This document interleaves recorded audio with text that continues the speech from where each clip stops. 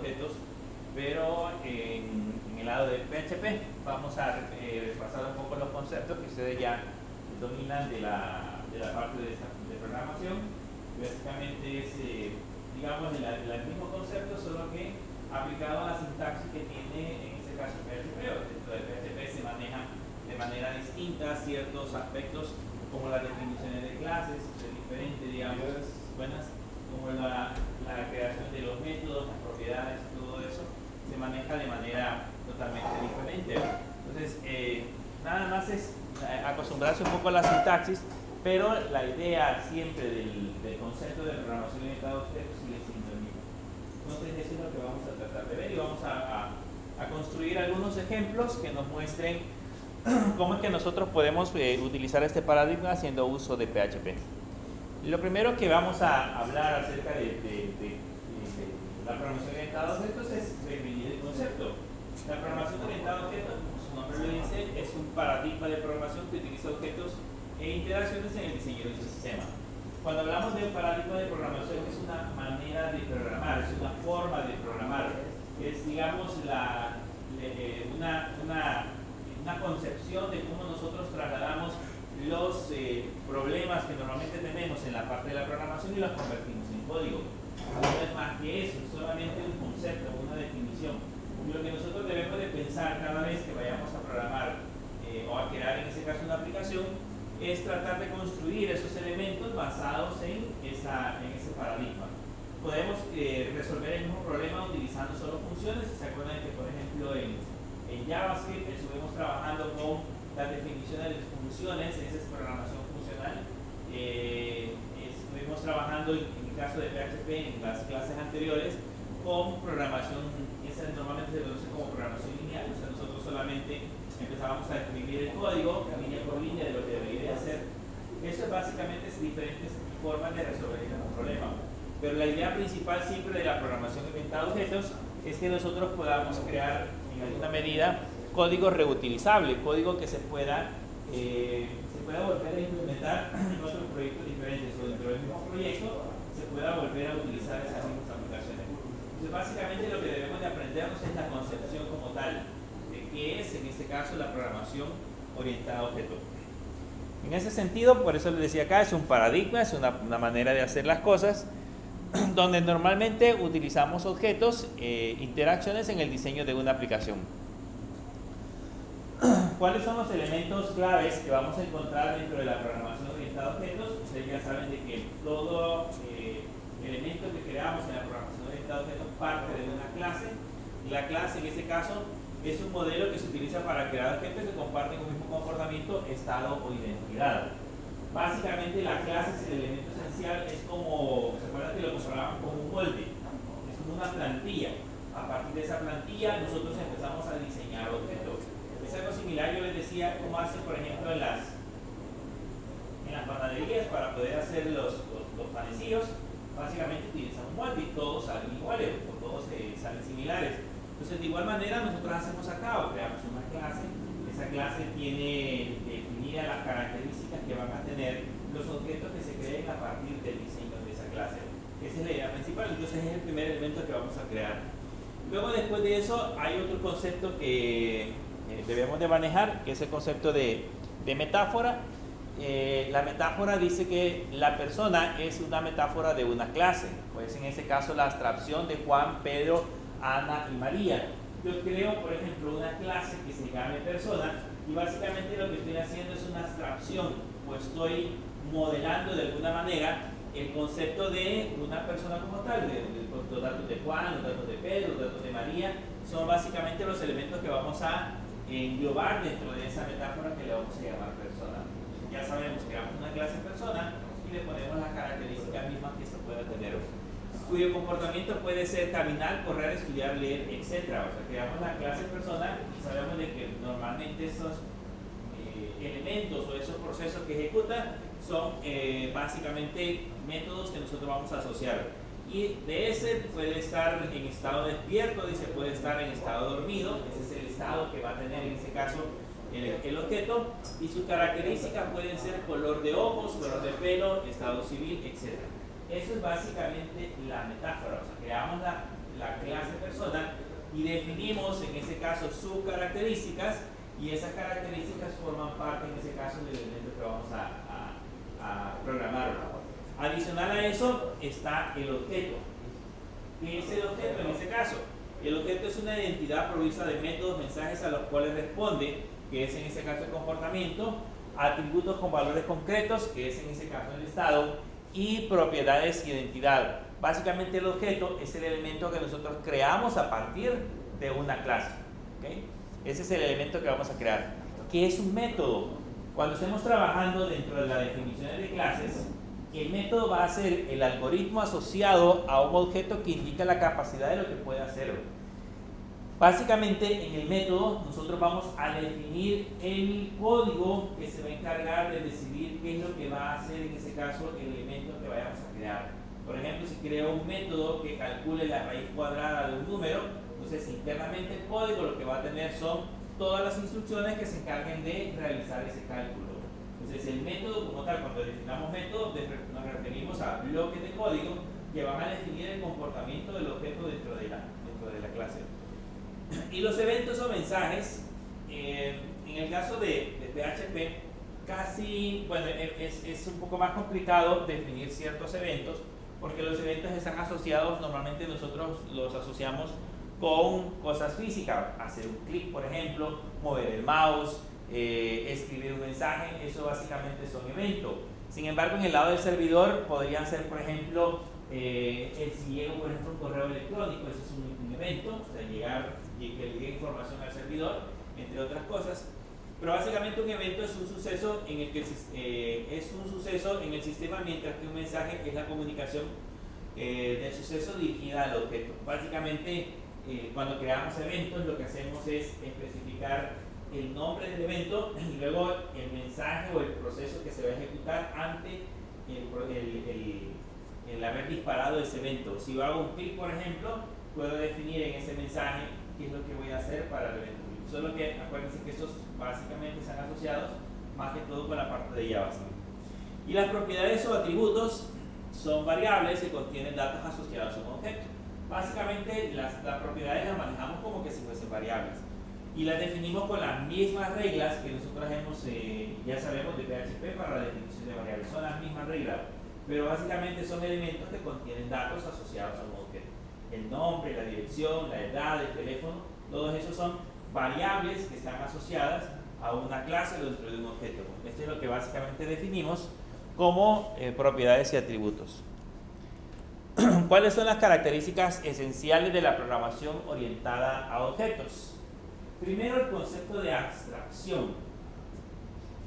Cuando hablamos del concepto de abstracción, básicamente nos referimos al aislamiento de un elemento de su contexto, donde definimos las características esenciales de un objeto. Yo les decía, definamos por ejemplo los datos de las personas. O sea, los datos de las personas son los nombres, la dirección, la edad, el teléfono, el número de identificación. Eso lo que hacemos es abstraerlo y convertirlo básicamente en código. Creamos una clase persona y en esa clase persona definimos las características y comportamientos que va a tener ese objeto. Entonces, en el mundo real abstraemos ese elemento y lo convertimos básicamente en código. Eso es lo que básicamente hacemos, aislarlo directamente de su contexto. Y la otra es el proceso de encapsular. ¿A qué se le viene la idea de encapsular?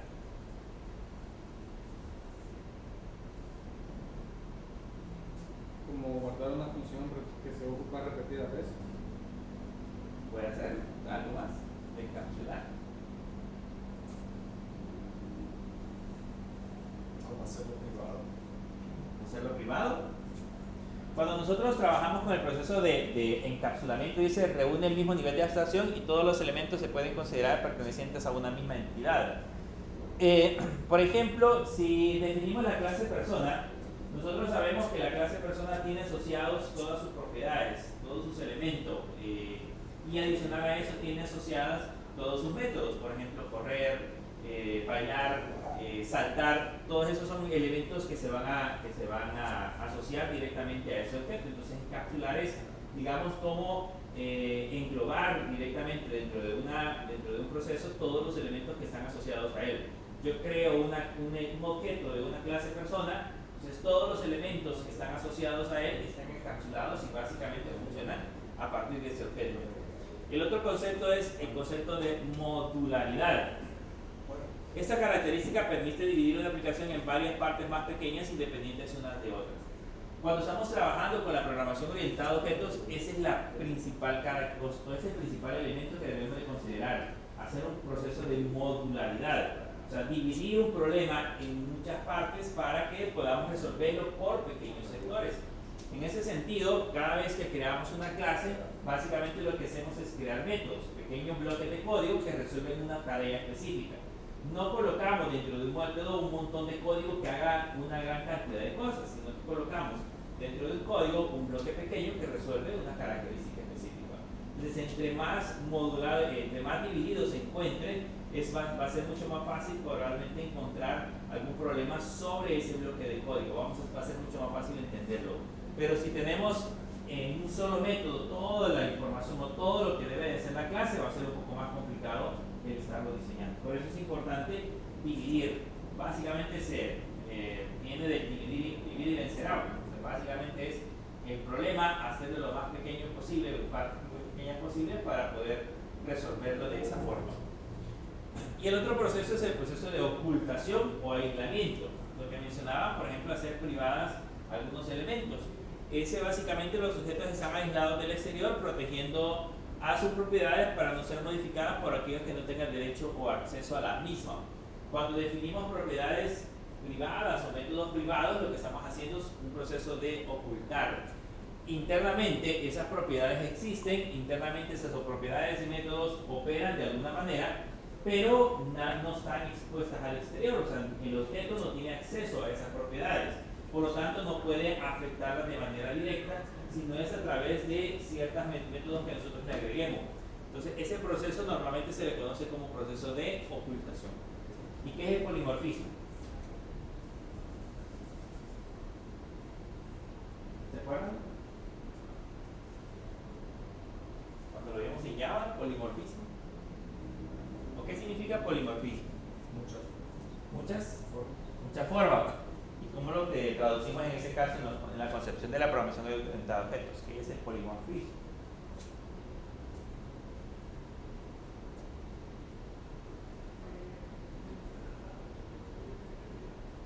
Básicamente, cuando estamos trabajando con programación orientada a objetos, lo que hacemos es que, por ejemplo, un objeto que nosotros creamos a partir de una clase o de varias clases puede comportarse de manera distinta dependiendo del contexto. O sea, si, por ejemplo, creamos un método que se llama guardar, dependiendo del contexto en el que nosotros lo hayamos definido, puede hacer una u otra cosa. Entonces, eso se le conoce como polimorfismo, hacer diferentes acciones dependiendo del contexto en el que nosotros hayamos creado nuestra aplicación.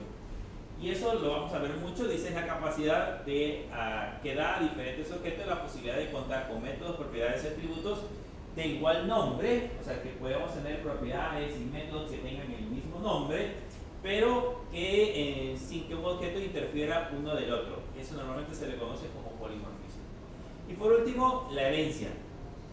La herencia es uno de los elementos más importantes de la programación orientada a objetos, por el hecho de que pues, a partir de ahí nosotros lo que hacemos es crear varias clases, una clase madre en ese caso, una clase principal, y luego diferentes clases hijas que heredan de esa clase madre. Es la relación que existe entre dos o más clases, donde una es la principal, que en ese caso sería la clase madre, y las otras son las secundarias que dependen de ella, que heredan, en ese caso se llaman clases hijas. Eso normalmente se le conoce como herencia. Y es la parte más importante porque básicamente lo que nosotros hacemos es tratar de dividir el problema colocando en una clase principal, en una clase madre, los métodos, eventos o propiedades que son generales, y luego ir en cada una de las clases hijas haciendo el contexto un poco más específico, o sea, ir reduciendo en ese caso las características hasta llegar a lo más específico. Eso normalmente se le conoce como herencia. Lo vamos a ver cuando ya estemos trabajando en algunos ejemplos, cómo funciona el proceso de herencia en la parte de programación orientada a objetos. ¿Cómo hacemos para la definición de una clase? ¿Qué es una clase en ese caso? Según PHP, una clase es una colección de variables y funciones que trabajan con esa variable. O sea, es una colección de variables, las variables son las propiedades, pero básicamente lo que nosotros definimos o le decimos a esas variables, le damos el nombre de propiedades, pero básicamente son variables y una serie de funciones o métodos en ese caso que van a hacer cosas sobre esas variables. Eso es lo que normalmente definimos como una clase. La variable se debe inicializar con la palabra var y las funciones se utilizan con la palabra function. Ya lo vamos a ver cuando estemos creando, en ese caso, la clase. La definición de clase comienza con la palabra reservada class. ¿Se recuerdan que en Java nosotros poníamos public class y el nombre de la clase? Aquí solamente le vamos a poner la palabra reservada class y el nombre de la clase y ya. Solamente eso. Vamos a ver más adelante que le podemos agregar otros elementos, pero de manera general nada más colocamos la palabra reservada clase. Continuando con un par de llaves que encierran las definiciones de las propiedades y métodos pertenecientes a la clase. Esa es la sintaxis general que vamos a utilizar para las definiciones de clases.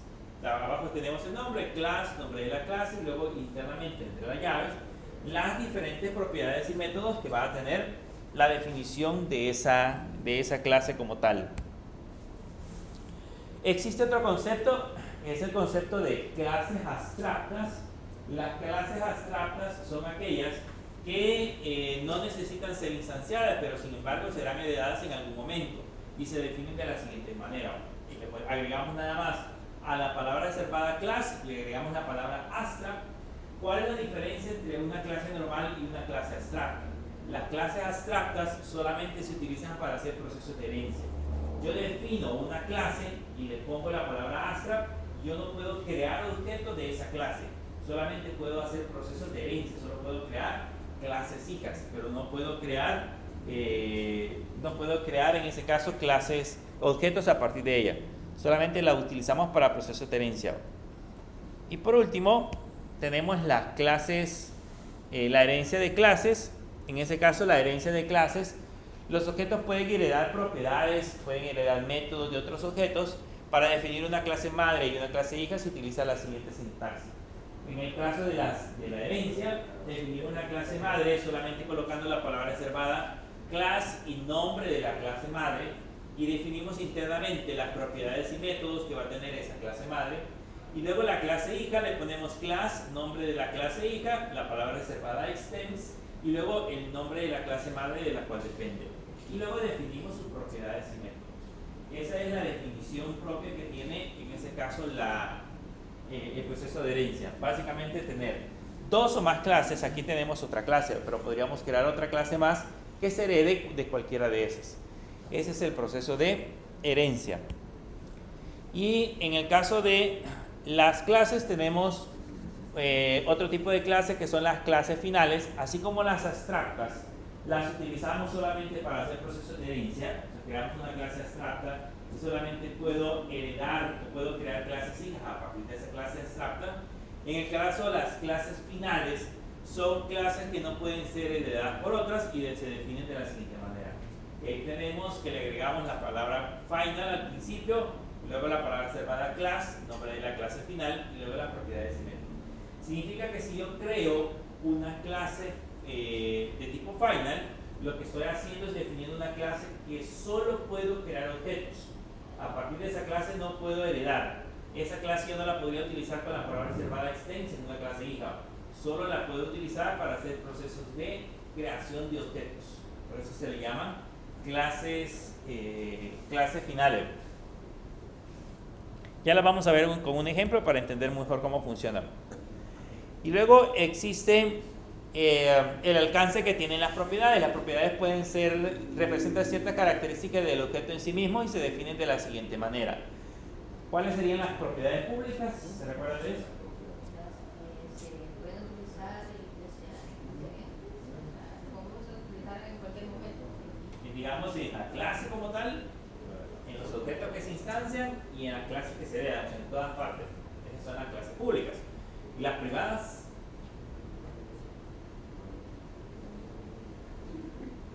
¿cuáles serían las privadas?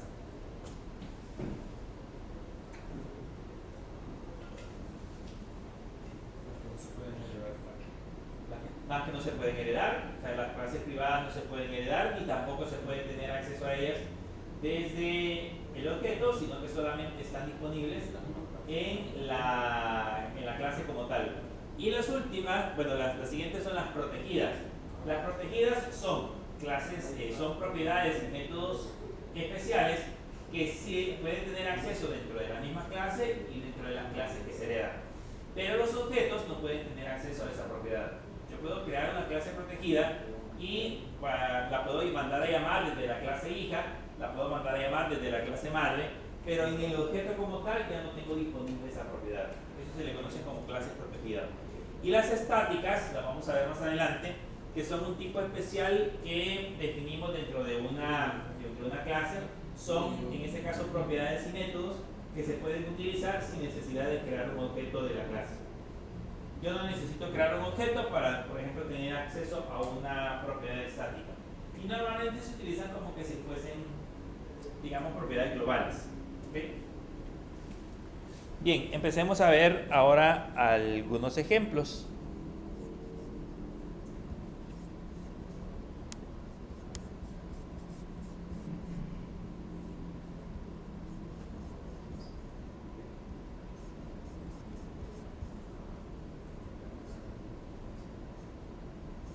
Vamos a crearnos ahora, voy a cerrar todo esto.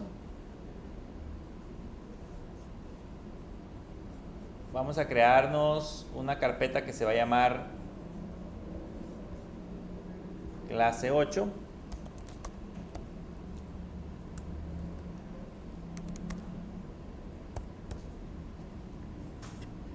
Y dentro de esa carpeta, clase 8, vamos a crearnos un archivo que se llame persona.php.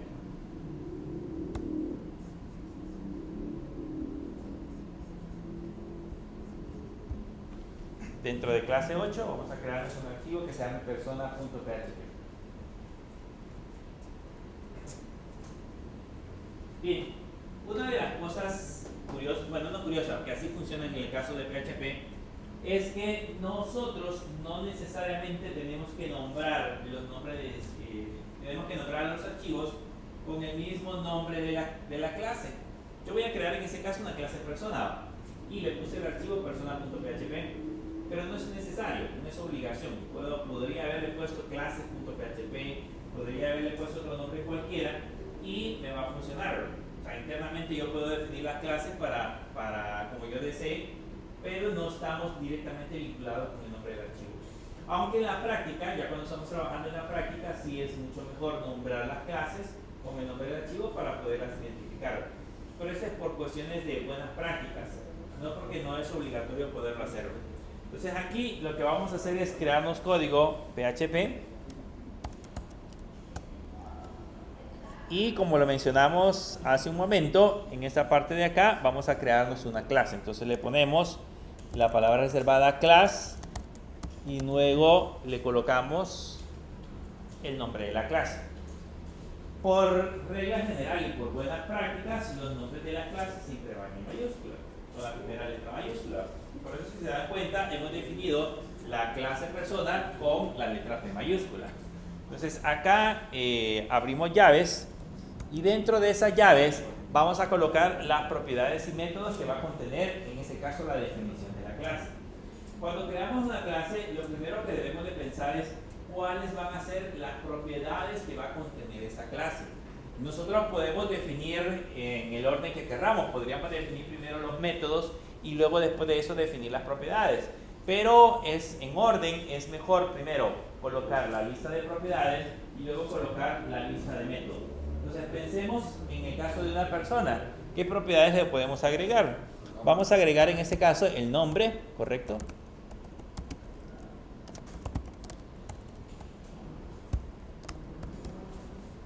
Y lo definimos como público, le ponemos public y en este caso el nombre de la propiedad, que en este caso sería nombre. Definimos el nombre y podemos definir también, por ejemplo, la dirección y vamos a definir como de tipo privado la edad. Si se dan cuenta, las definiciones de los elementos que acabamos de colocar siempre van con signo de dólar, o sea que las variables, o en ese caso las propiedades como tal, lo vamos a definir con las mismas reglas con las que nosotros creamos una variable. Toda variable inicia con el signo de dólar. Todas las variables, el segundo carácter debe de ser un carácter alfabético o un guión bajo, ¿se recuerdan? Y el resto de caracteres es una combinación de letras y números. Entonces, todas son las mismas reglas que vamos a utilizar para las definiciones, solo que para nosotros se van a convertir en propiedades. Después de haber definido esa propiedad, ahí acabamos de colocar una propiedad privada, que en ese caso sería la propiedad edad.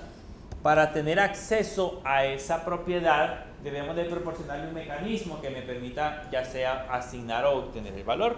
Entonces, para eso creamos los respectivos métodos. Le ponemos public function y, por ejemplo, el método que se llame getEdad.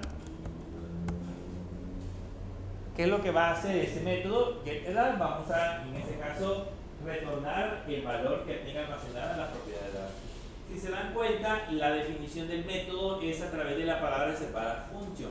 Así que todas las reglas que ya vimos con las funciones aplican también con los métodos. Vamos a tener por ahí funciones con parámetros. Ya se recuerdan cómo definimos los parámetros en las funciones.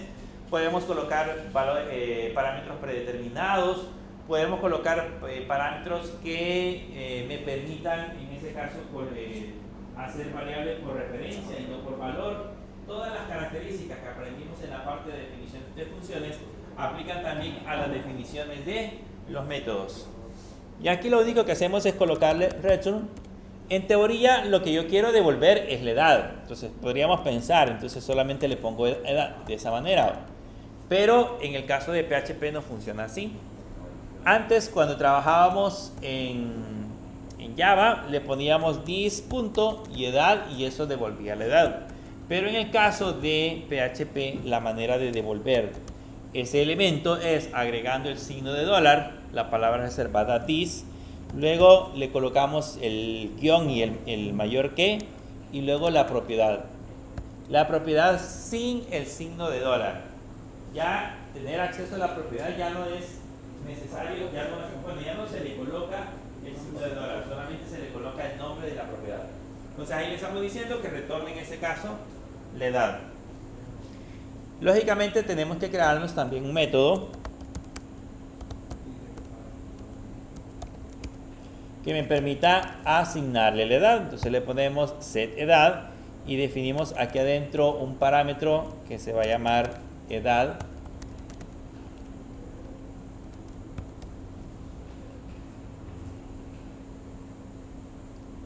Y luego acá adentro le ponemos que el valor de la propiedad que se llama edad va a ser igual a $edad.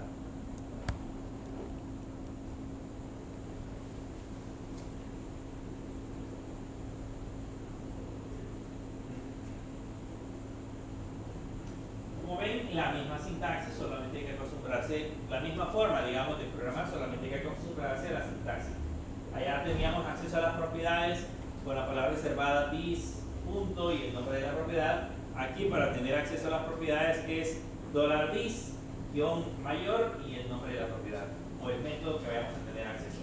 Entonces, eso es lo que cambia. De ahí, por lo demás, la idea sigue siendo exactamente la misma. Ahora probemos a ver cómo funciona esta clase. Y en ese caso no vamos a hacer las otras para el público, bueno, para el nombre y para la división. Porque las hemos definido como públicas. Como son públicas, puedo tener acceso directamente a ellas. Si las hubiéramos creado como privadas, debemos de proporcionar un mecanismo para tener acceso a estas propiedades. Pero como son públicas, puedo tener acceso directamente a las propiedades sin necesidad de definir un método. Podríamos crearlo, pero pues las definimos como públicas para poder tener un ejemplo de cómo funcionan. Veámoslas ahora en el navegador.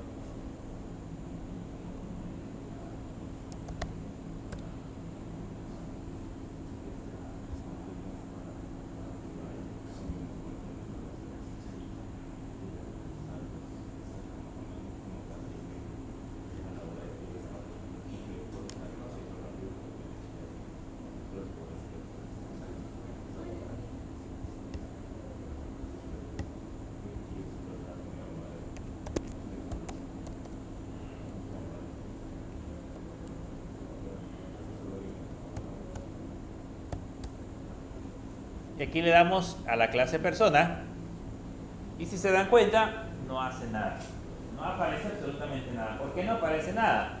Porque lo que hemos hecho en este momento, si se dan cuenta, es solamente definir la clase persona. O sea, hemos definido los elementos que va a contener cada objeto que nosotros definamos o creemos a partir de la clase persona. Pero no hemos creado un objeto como tal. Cuando estábamos trabajando en Java, pues teníamos que crearnos otro archivo para poder utilizar ese objeto. Aquí en PHP ya no es necesario. En el mismo archivo podemos trabajar con la definición del objeto como tal. Entonces ahora lo que vamos a hacer abajo es crearnos una variable que se va a llamar persona, que va a ser igual a new, y en ese caso el nombre de la clase. Y ahí ya nos estamos creando un objeto. ¿Okay? Cuando ya le ponemos persona igual a new persona, ya nos estamos creando o nos estamos diseñando un objeto a partir de la clase persona. Ese objeto ya tiene las características que previamente habíamos mencionado. Ya tiene nombre, dirección y tiene dos métodos para asignarle edad. Entonces ya le puedo colocar, por ejemplo, $persona. Le decimos que quiero tener acceso a la propiedad de nombre. Como es pública, puedo hacer ese proceso. Le puedo colocar de esa manera. Y ahí le colocamos igual, entre comillas, digamos, Rodolfo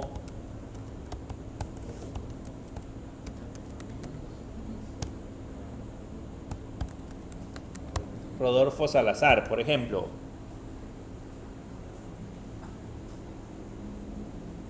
Le podemos asignar, en ese caso, la parte de la dirección.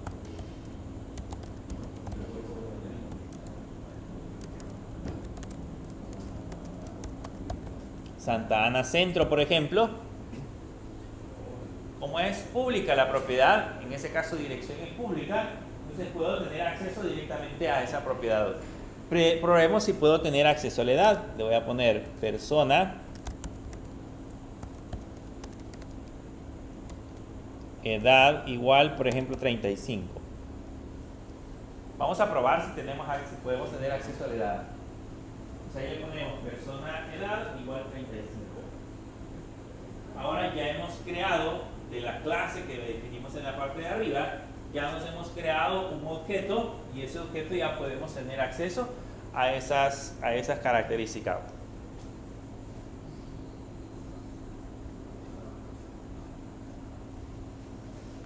Si lo corremos, ¿da algún error?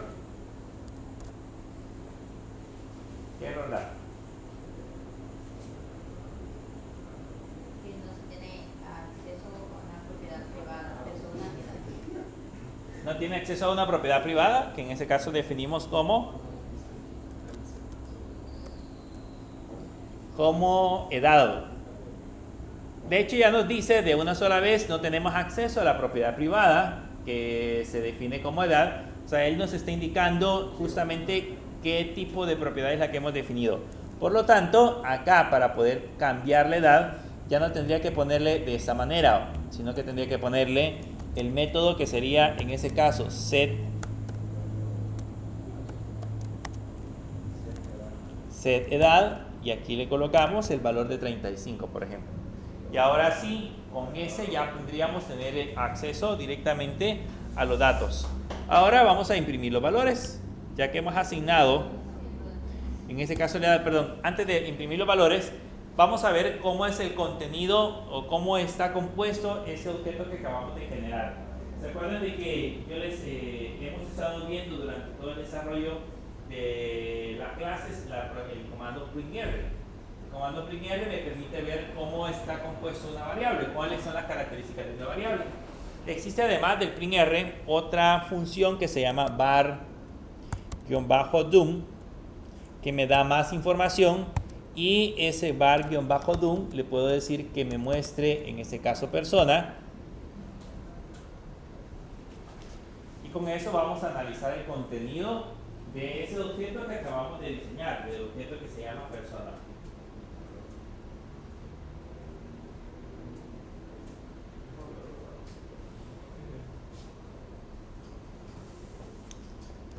Si lo guardan, y ahora se vienen a la parte del navegador, se van a dar cuenta que nos dice que persona, que en ese caso es un objeto de la clase que se llama persona, aquí lo hemos definido, que tiene una propiedad que se llama nombre con el valor de Rodolfo Salazar, que tiene otra propiedad que se llama dirección con el valor de Santa Ana Centro. De hecho nos dice hasta de qué tipo es la propiedad, es de tipo string, aquel tiene 15, este tiene 16, y nos dice en ese caso que la edad es una propiedad privada, vean, dice edad es de persona, es una propiedad privada y tiene el valor de 35.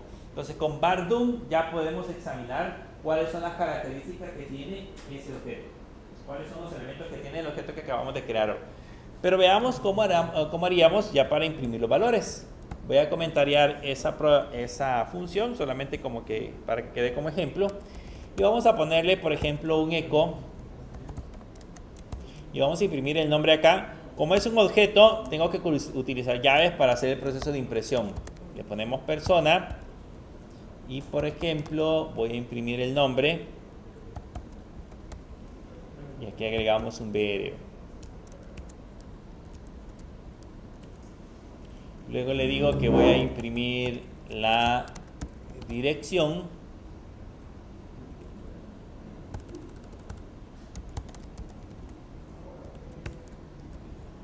y luego le digo que voy a imprimir la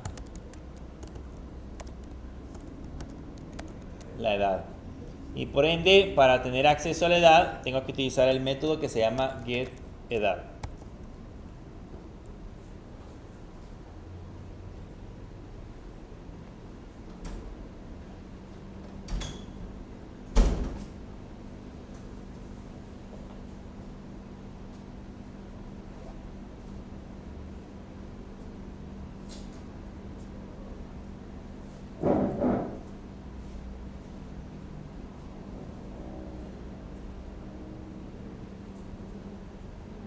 Y ahí generamos en este caso el método que se llama getEdad.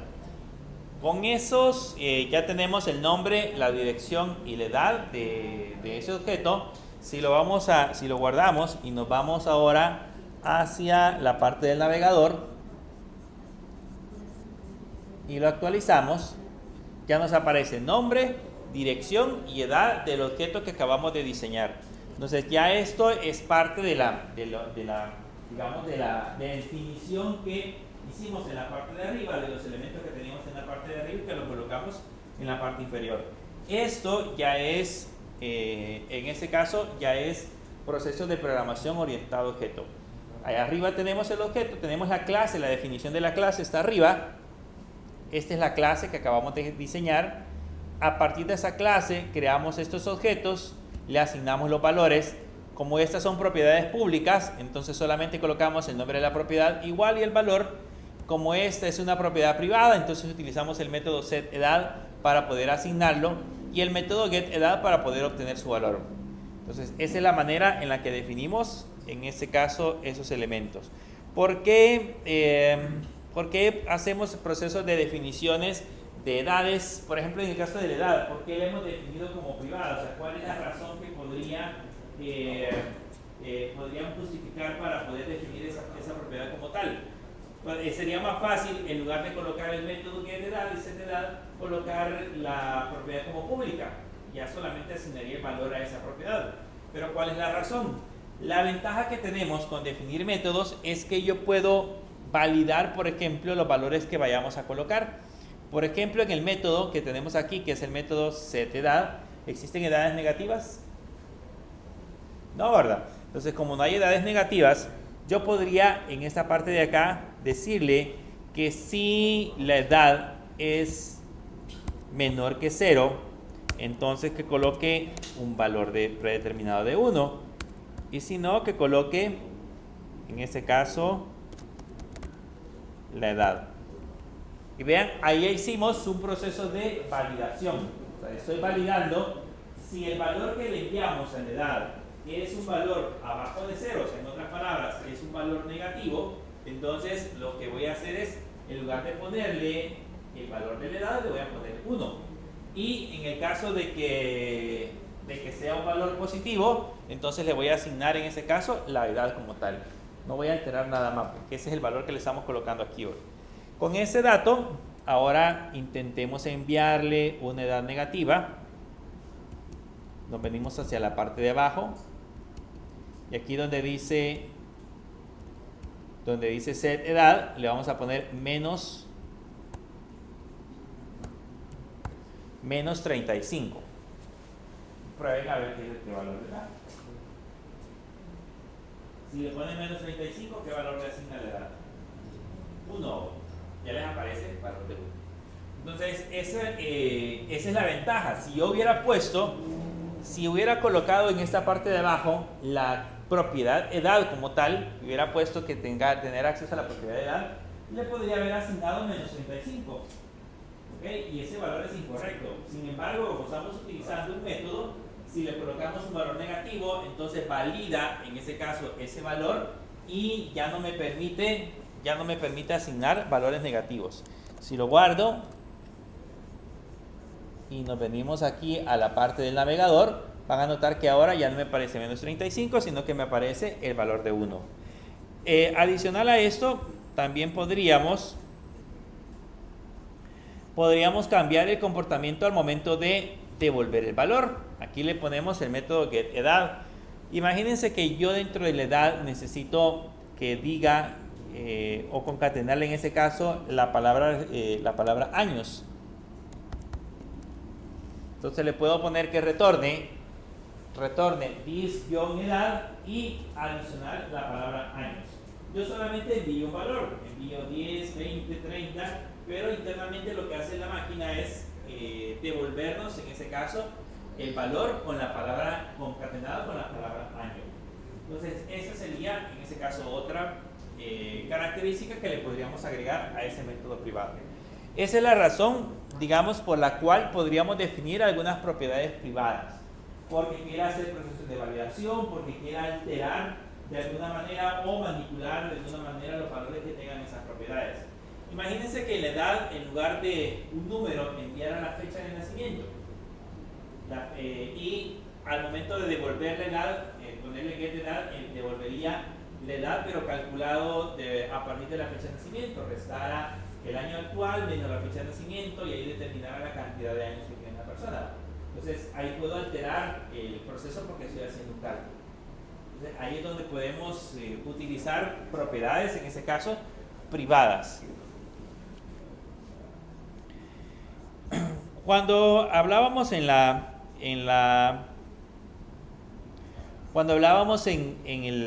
teoría que los elementos que tenemos acá contienen un proceso de identidad, significa de que, por ejemplo, si yo creo aquí otro objeto que se llame persona 2, por ejemplo, y este va a ser igual a new persona, vean que estoy creando ahora un nuevo objeto a partir de la misma clase, a partir de la misma definición del elemento. A este objeto que se llama $persona2 le puedo asignar en ese caso el nombre, por ejemplo Carlos Guía, por decirles algo. A este objeto que se llama persona2 también le podemos asignar la dirección. Le vamos a poner a este Santa Ana Norte, y también le podemos asignar la edad. Tenemos $persona2 sería set edad,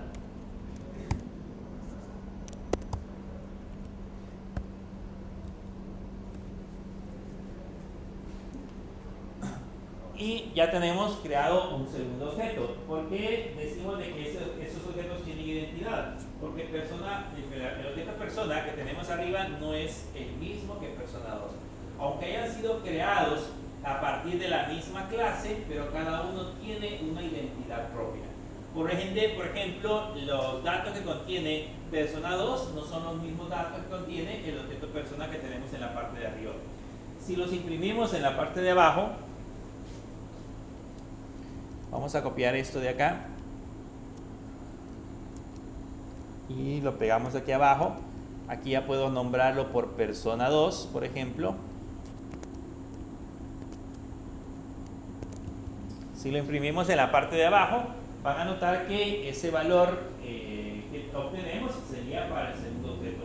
Entonces, por eso se le dice que cada objeto que nosotros diseñamos a partir de la clase contiene una identidad propia.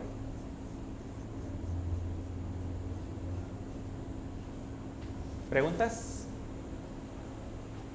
Hasta ahorita es básicamente lo que ustedes ya saben de programación orientada a objetos, solo que partiendo de la misma sintaxis que ya tenemos en PHP. Esa es la diferencia. Veamos si imprime el segundo objeto. Bien, ahí tenemos Carlos Munguía, Santa Ana Norte, tiene 20 años. Y si se notan, ya nos está mostrando la palabra años en la parte de edad, porque ya modificamos el método getEdad. Hablemos ahora del proceso de herencia. ¿Cómo hacemos para crear un proceso de herencia? Normalmente, cuando estábamos trabajando con Java, teníamos que crearnos otro archivo y dentro de ese archivo crearnos ahora la otra clase. Aquí no es necesario, puedo definir dentro del mismo archivo, puedo definir otra clase. No debería de ser, no es lo correcto, o sea, no voy a crearme un archivo con el montón de clases. Ya cuando estemos trabajando en la práctica, vamos a tener un archivo definido para cada clase. Pero ahorita nada más como ejemplo, vamos a hacerlo en el mismo archivo. Pero lógicamente ya en la práctica vamos a tener separadas cada uno de los elementos, con el objeto de ser un proceso más ordenado en la parte de la creación de elemento. Vamos a crearnos acá la clase alumno, entonces le voy a poner que voy a crear la clase alumno. Y para heredar, ¿cuál era la palabra que usábamos? ¿Cuál? Extends. Y ahora le ponemos, en ese caso, de la clase que va a heredar, que sería la clase persona. Entonces ahí le estamos diciendo que ahora vamos a crearnos una clase hija, que se llama alumno, que se hereda de la clase persona. ¿Ok? Ahí estamos creando un proceso de herencia. ¿A qué tiene acceso ahora la clase alumno?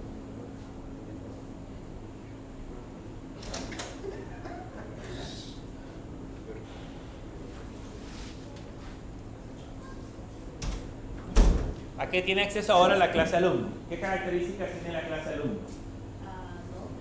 Nombre, dirección y la edad. Pero la edad, como está privada, no tiene como acceso. no tiene acceso a la propiedad privada, no tiene acceso. ¿A qué tiene acceso? Al nombre y a la dirección. Al nombre, la dirección y a los métodos. Tiene acceso al método setEdad y al método getEdad, pero no a la propiedad como tal. Yo no puedo tener acceso directamente a la propiedad porque está definida como privada. Pero le vamos a agregar otra característica más. Entonces definamos aquí otra característica que sería, en ese caso, la carrera. Entonces le colocamos private carrera. Ya tenemos definida, en ese caso, la propiedad privada, que para nosotros sería la propiedad carrera. Como está definida como privada, pues también tenemos que hacer un proceso de especificar los métodos que vamos a utilizar. Entonces le ponemos un public function y le ponemos get carrera.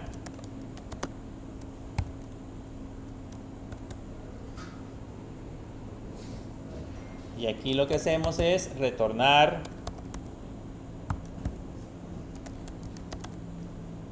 la propiedad que se llama carrera. Y por ende definimos también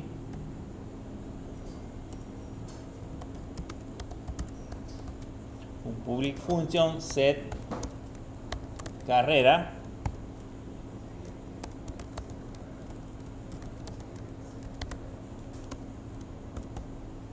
y en esta parte de acá lo que hacemos es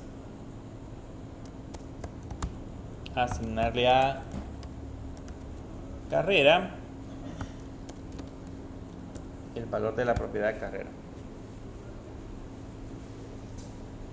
Entonces ahora, todo objeto que creemos a partir de la clase alumno va a tener esas características heredadas de la clase persona, más una propiedad privada que se llama carrera, y dos métodos públicos que son el getCarrera y el setCarrera.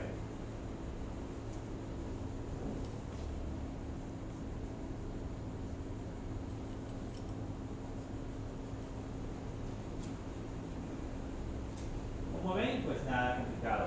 Es la misma definición que con la que habíamos trabajado previamente. De aquí podemos seguir creando más clases. O sea, podríamos crearnos otra clase que se herede de la clase persona u otra clase incluso que se herede de la clase alumno, si lo quisiéramos. Pero veamos cómo podemos hacer ahora que ya definimos el método, cómo hacemos para crear un objeto. Nos venimos a la parte de abajo y en la parte de abajo vamos a crearnos ahora un objeto que se va a llamar alumno, que va a ser igual a new alumno. Y lógicamente ese objeto que se llama alumno tiene una propiedad que en este caso sería la propiedad nombre, porque la heredó de la clase persona. Aquí le puedo poner Luis Juárez, por ejemplo. Ahí estamos heredando o estamos colocando en ese caso la propiedad nombre. Le vamos a agregar también la propiedad dirección. Aquí le vamos a poner que es de Santa Ana. De Santa Ana Este. Como no tiene acceso a la edad, porque es privada, pero sí tiene acceso al método, entonces le puedo poner el método que en ese caso sería setEdad y le puedo especificar en ese caso la edad. Y adicional a eso, tiene acceso a un método que sería en ese caso el método setCarrera. Y le vamos a poner licenciatura en sistemas.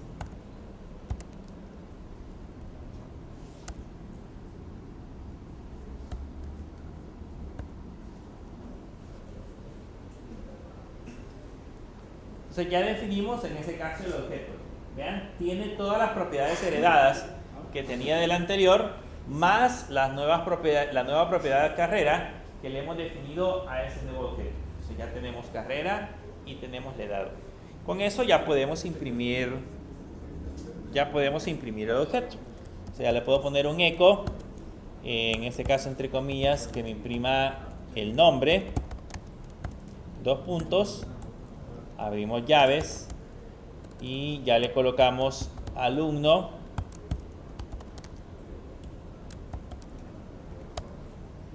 y que me imprime el nombre. Ahí ya estamos imprimiendo, en este caso, el nombre.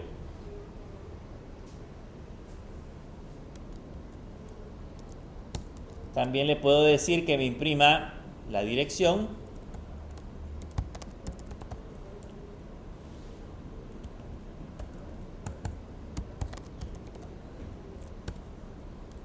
Y le puedo decir que me imprima la edad.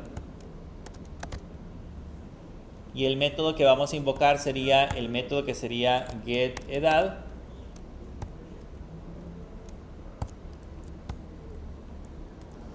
Y también le puedo decir que me imprima la carrera. Y el método sería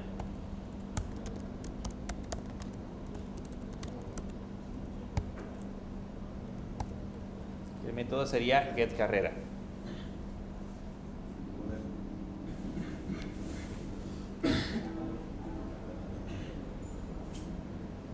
Entonces ya tenemos definido un objeto completo. Tenemos un objeto, si se dan cuenta, la clase persona nos ha servido como una clase madre, pero también hemos creado un objeto de la clase persona. Tenemos un objeto de la clase persona y luego también heredamos en la clase alumno al objeto persona y hemos creado un objeto de la clase alumno. O sea, tenemos un objeto de la clase persona y un objeto de la clase alumno. Hemos hecho ambas cosas, podemos hacer en ese caso ambas cosas. Si ahora lo vemos en la parte del navegador, van a notar que ya aparece Luis Juárez, Santa Ana Este, 29 años y su carrera es licenciatura en sistemas. Ese se le conoce en su manera más simple, en su manera más básica, proceso de herencia. Eso básicamente es un proceso de herencia. Así lo podemos definir. Es la forma más básica que podemos trabajar con la parte de herencia. Ahora, yo puedo seguir haciendo procesos de herencia. Si me regreso a la parte de arriba, después de haber creado, por ejemplo, después de haber creado el objeto, si ahora nos regresamos a la parte de arriba, aquí podría crearme, por ejemplo, una nueva clase que se llame padre, por ejemplo, y le puedo poner un extends. Un extends alumno. Y aquí hacemos otro proceso de herencia. Pregunto, ¿qué hereda la clase padre? ¿Qué hereda la clase padre? El nombre, dirección y los métodos de edad y la carrera. Y la carrera, nombre, dirección y los métodos de edad y carrera. Las propiedades son privadas, las propiedades que ya definimos siguen siendo privadas, pero en ese caso la clase padre extiende de la clase alumno, por lo tanto hereda las características que hayamos definido en la parte superior. Ese es, y ahí podríamos seguir. Después de la clase padre, podría crear otra clase más que se extienda de la clase padre y así sucesivamente. Eso podríamos hacer un orden jerárquico de un montón de definiciones de clases, donde podríamos ir colocando cada uno de los elementos que acabamos de mencionar. Y eso se podría tornar en todo un organigrama de clases completo, donde haríamos un proceso de herencia, donde de manera descendente cada uno iría heredando las características que tiene el otro. Pero podríamos seguir trabajando. Incluso este padre, en lugar de heredarlo de la clase alumno, podría haberlo heredado de la clase persona. Por ejemplo, la diferencia es los elementos que hereda. Lo que debemos de tener en mente es qué es lo que va a heredar ese elemento para poder seguir trabajando con él.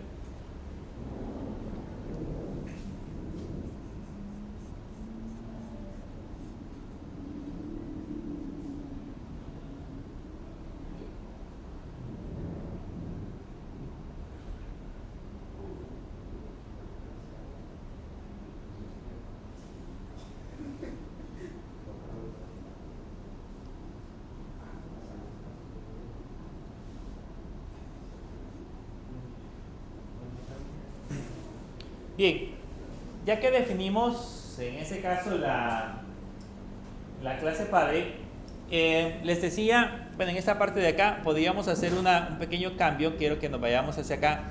Vean, ¿qué sucedería, por ejemplo, así como lo hemos colocado? ¿Qué sucedería si al momento de estar creando nuestras definiciones de clases, por ejemplo, nos dijeran, mire, en el proceso de validación que vayamos a crear, resulta que ya no vamos a validar la edad con el valor específico que tenemos, que es el valor de 0, sino que vamos a colocar una edad mínima. Si son alumnos de la universidad, por ejemplo, vamos a validarlos con la edad mínima dentro de la universidad. ¿Cuál es la edad mínima que ustedes pueden entrar a la universidad? 18 años. 17. ¿Quién entró de 16? 17.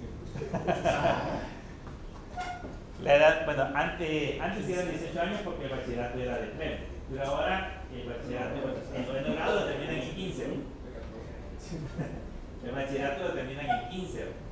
En teoría, 2 años el noveno grado y 15. 2 años de bachillerato, 16, 17. Entran de 17 años. Pero los que son genios y se han saltado años pueden entrar de menos edad. Bueno,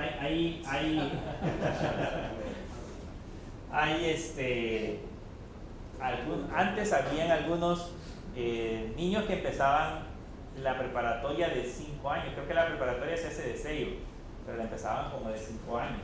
Por lo tanto, el primer grado empezaban de 6 años. Entonces, el noveno grado lo sacaban de 14. Se podría hacer de que entre a la universidad de 16 años.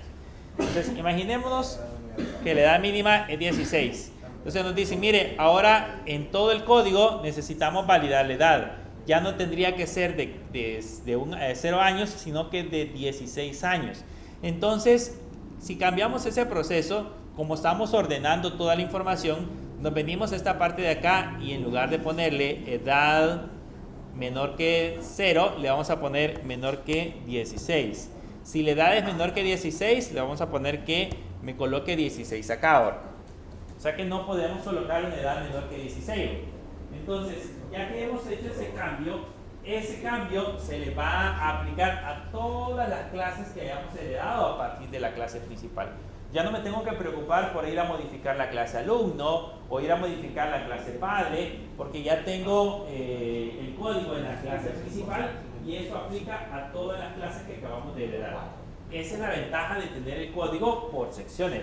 Si se dan cuenta, son pequeños segmentos de código y en esos pequeños segmentos de código aplicamos esas modificaciones. Entonces, ya con eso lo guardamos y en teoría ya aplica. Ya no puedo colocar ni edades negativas ni edades menores a 16. Todas tienen que ser edades mayores a 16 años.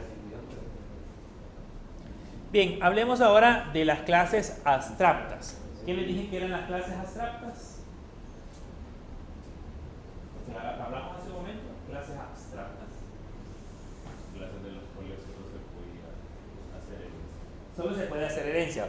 Si se dan cuenta, de la clase persona hemos creado un objeto en la parte de abajo, ¿cierto? Bueno, dos objetos. Creamos esos dos objetos que tenemos acá. Este objeto persona y hemos creado el objeto persona 2. Veamos si le agrego a esta clase abstracta, le agrego la palabra reservada abstract.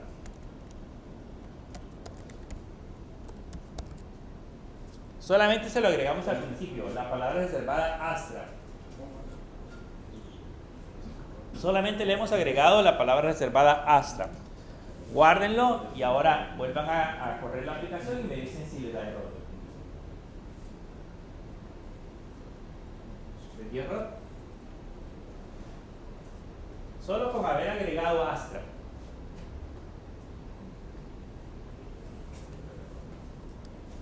Si lo vemos en el navegador, van a notar que ahora dice: no puedo instanciar o no puedo crear un objeto de una clase abstracta llamada persona.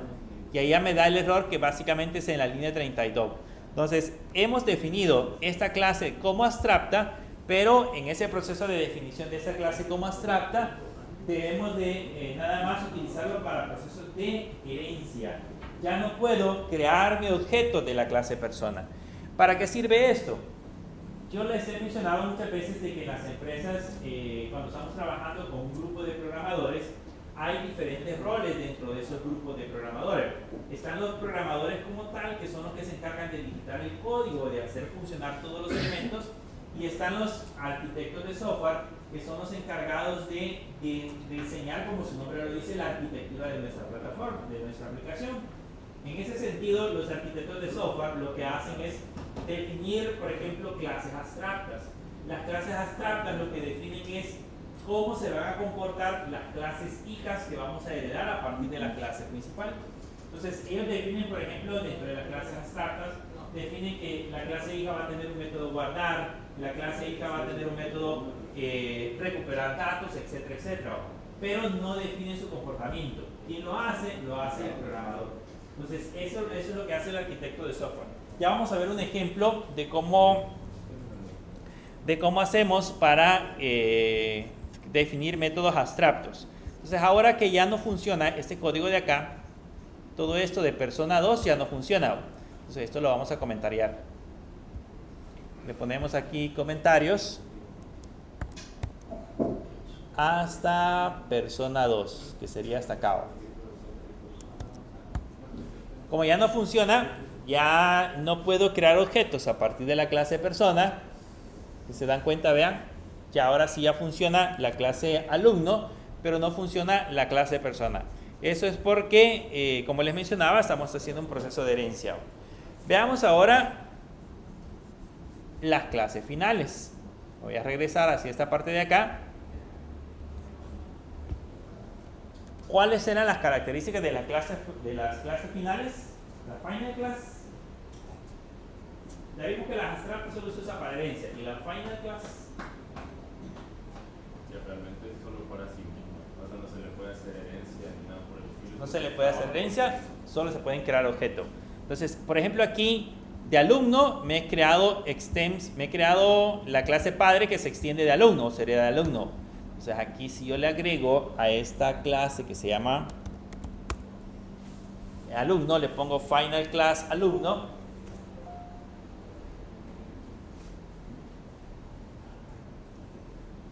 y lo guardamos, van a notar que aquí abajo ya me generó error. Si lo colocamos en el error que aparece en la parte de abajo, dice la clase padre no puede extenderse de la clase alumnos. En otras palabras, no puedo hacer el proceso de herencia de la clase alumnos. Por eso nos aparece subrayado de color rojo. Entonces, ya ese código que tenemos aquí, pues tendríamos que ponerle comentario. Porque ya no funciona. Ya no puedo heredar. Entonces, yo tengo que decidir si, por ejemplo, la clase la voy a es como un bloqueo, si lo queremos ver de esa manera. Le estoy indicando de que esa clase es para uso exclusivo de objetos. Le ponemos la palabra final. Si le pongo la palabra abstract, entonces le estoy diciendo, esa clase es solo para procesos de herencia. Es nada más pensar en la utilidad que voy a tener de esa clase, para nada más delimitar las funcionalidades que va a tener como tal. Y no estarla definiendo en ambos lados. Para eso sirve, en ese caso, esa definición.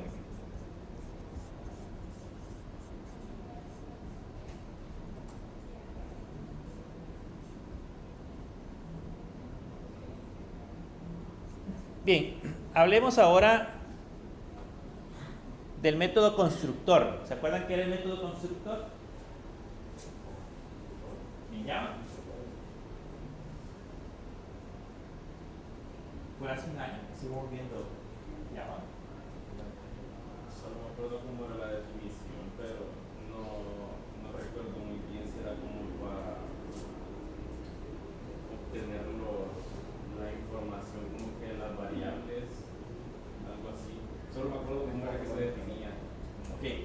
Bien, el método constructor, bueno, su mismo nombre lo dice, es un proceso que se ejecuta cuando construimos un objeto. Entonces, el método constructor va a tener dentro del objeto, va a tener código que solo se va a ejecutar cuando nosotros creamos un objeto.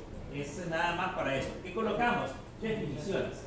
Por ejemplo, en ese caso, si yo quiero inicializar algunos valores dentro de la clase, las podemos colocar dentro del método constructor. Para eso sirve.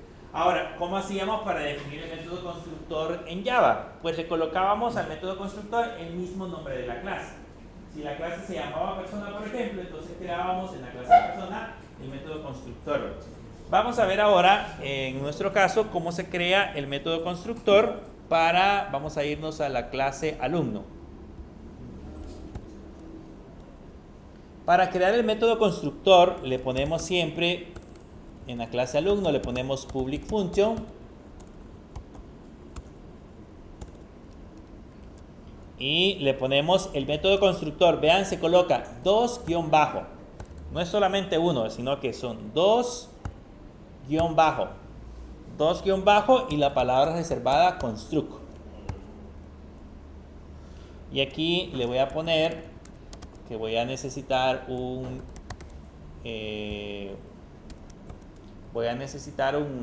una variable que se va a hacer en ese caso la variable carrera, un argumento que sería carrera, y lo que hacemos es decirle que this-carrera va a ser igual a $carrera. Entonces ahí hemos definido el método constructor. En otras palabras, ese método constructor se ejecuta cada vez que vayamos a crear un objeto. O en otras palabras, cada vez que instanciemos un objeto, a partir de esa clase vamos a tener que definir qué es lo que hace el método constructor. Yo les decía, hay algunos que en el método constructor colocan todo el código. O sea, digamos que la clase se va a encargar de poder almacenar información del alumno en la base de datos. Entonces, en el método constructor colocan todo el código que se va a utilizar para guardar un alumno. Eso es incorrecto. O sea, debería de nada más en el método constructor colocar pequeños segmentos de código que me permitan validar de alguna manera la información que voy a almacenar. No tengo que poner más código. En ese caso lo que hacemos es inicializar las propiedades, como la propiedad carrera es una propiedad privada, entonces ahí le estoy inicializando el valor de esa propiedad. Y es así como definimos en ese caso ese método constructor. Ahora, si lo guardo y lo trato de ejecutar, me tendría que dar error. Vean que dice que hay muy pocos argumentos en el constructor al momento de que nosotros generamos el objeto, y eso está en la línea 19, que es esta parte de acá ahora. Pero si vamos, el problema se da en esta sección, cuando creamos el alumno. Entonces ahora aquí al alumno ya le tenemos que poner que le tenemos que enviar, en este caso, la carrera al momento de construirlo. Le ponemos new alumno y entre comillas licenciatura en sistema.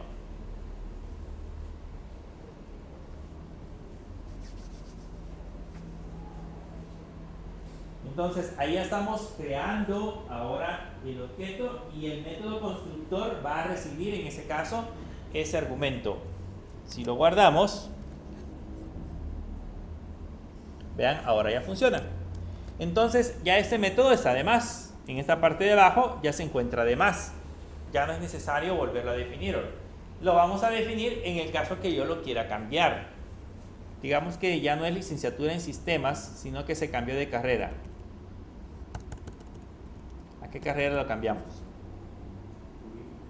Turismo, licenciatura. ¿Cómo? Del turismo no se come. Pero está llena la carrera.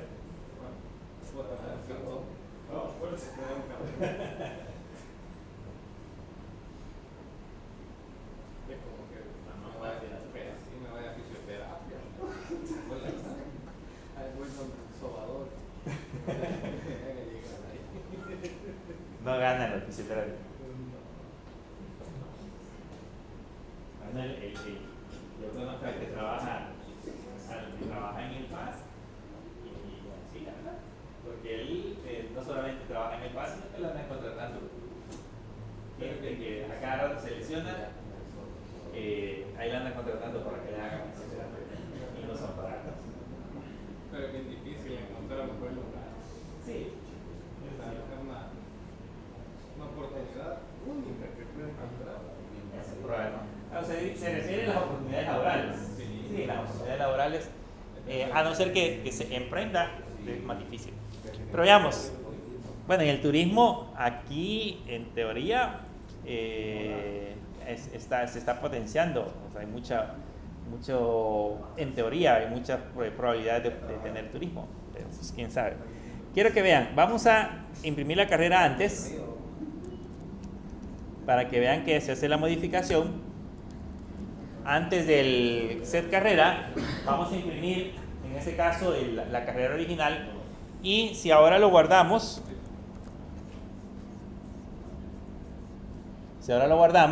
van a notar que acá arriba imprimió licenciatura en sistemas, que era la carrera original.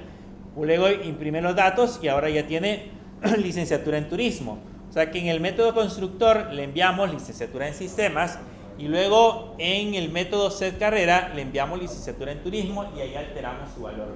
Entonces ahí es donde se aplica en este caso el método constructor. Lo que ustedes deben de saber siempre es ¿qué hace el método constructor? El método constructor define en ese caso los procesos que se van a ejecutar al momento que nosotros creamos un objeto. Esa es la parte que deben de recordar. El momento que se crea el objeto, se ejecuta el método constructor. Y en el caso de PHP, el método constructor se crea utilizando la palabra reservada construct.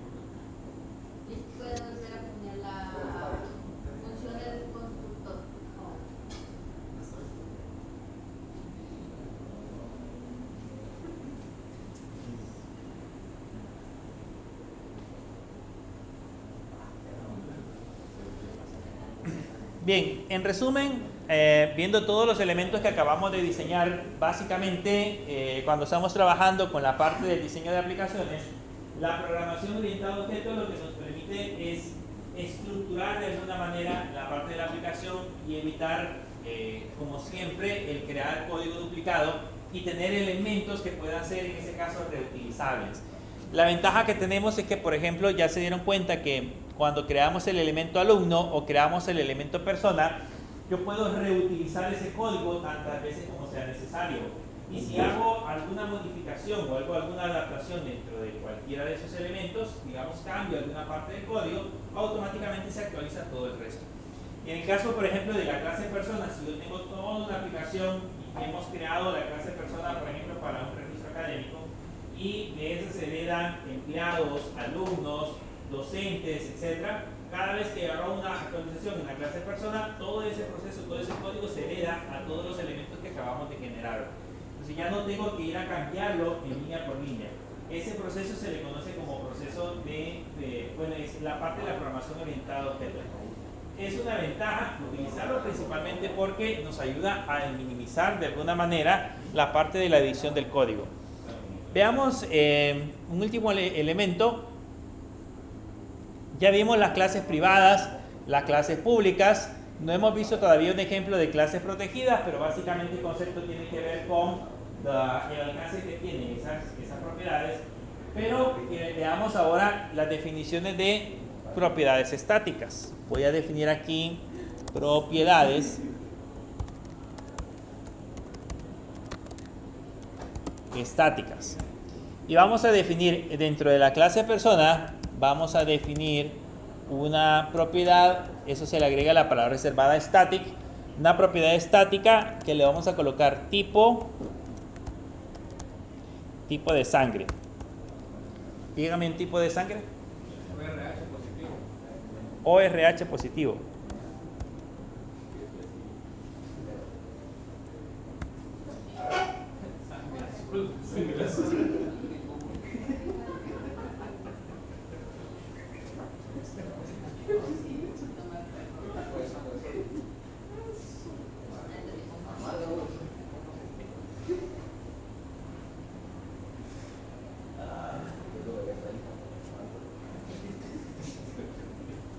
Bien, esa propiedad que acabamos de definir es una propiedad estática. ¿A qué nos referimos con propiedad estática? Esa propiedad, yo no necesito crear un objeto, hemos creado un objeto que se llama alumno, pero yo no necesito crear un objeto de la clase persona, en este caso, para poder tener acceso a ese tipo de sangre. Para darles un ejemplo de cómo lo hacíamos, ¿se recuerdan cuando estábamos trabajando en Java? Que teníamos por ahí, si no me equivoco, era la clase math, que tenía métodos para calcular la raíz cuadrada, métodos para elevar un número o generar potencias, por ejemplo. Esa era una clase y tenía métodos estáticos. Ahora, este tipo de sangre que acabamos de definir acá, lo podemos imprimir en la parte de abajo. Nos venimos hasta la parte de abajo. ¿Cómo hacemos para tener acceso a eso? Le voy a poner un eco. Le voy a poner tipo de sangre. Y en ese caso, para tener acceso a ese elemento, ya no lo puedo hacer con llaves, sino que tengo que concatenarlo. Entonces, ¿dónde hemos definido la propiedad estática? La hemos definido en la clase persona. Entonces le pongo persona para tener acceso a la propiedad estática, dos puntos, y luego tipo de sangre. Y luego le concatenamos el PD.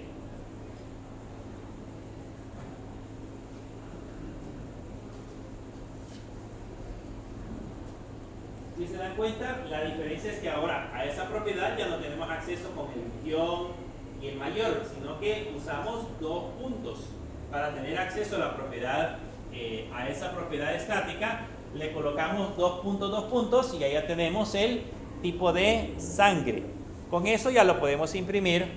Si lo guardo,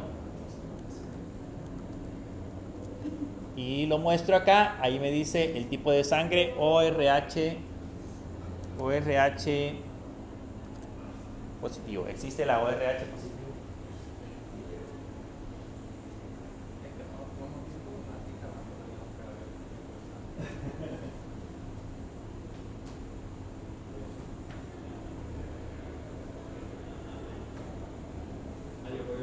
Porque si le pone dos veces los puntos. Es parte de la sintaxis. O sea, así es como se manda a llamar. Cada vez que le ponemos dos puntos, con eso le decimos que lo que quiere tener acceso es a una propiedad o un método estático.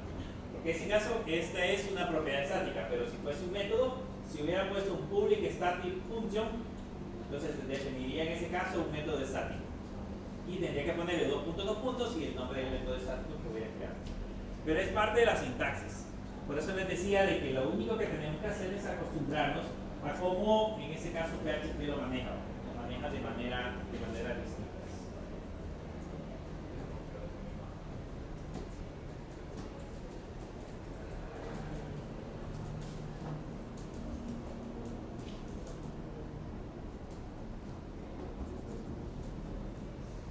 Bien, ¿preguntas?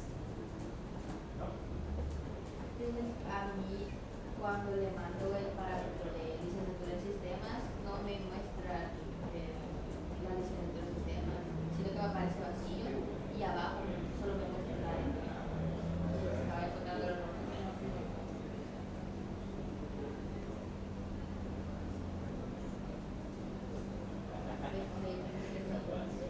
Sí.